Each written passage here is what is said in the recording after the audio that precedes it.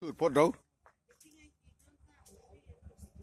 calculator ngay thì nên thời gian chút là hai gì cả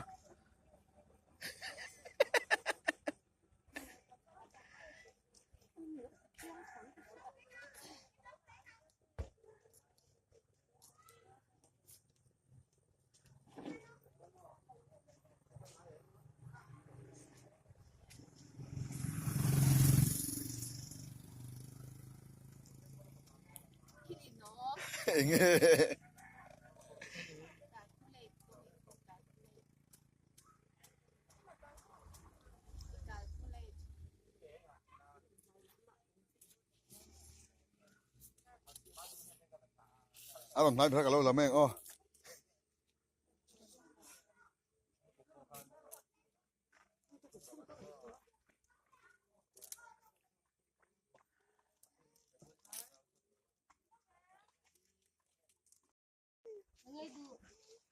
à kiếm thì em nó sao mấy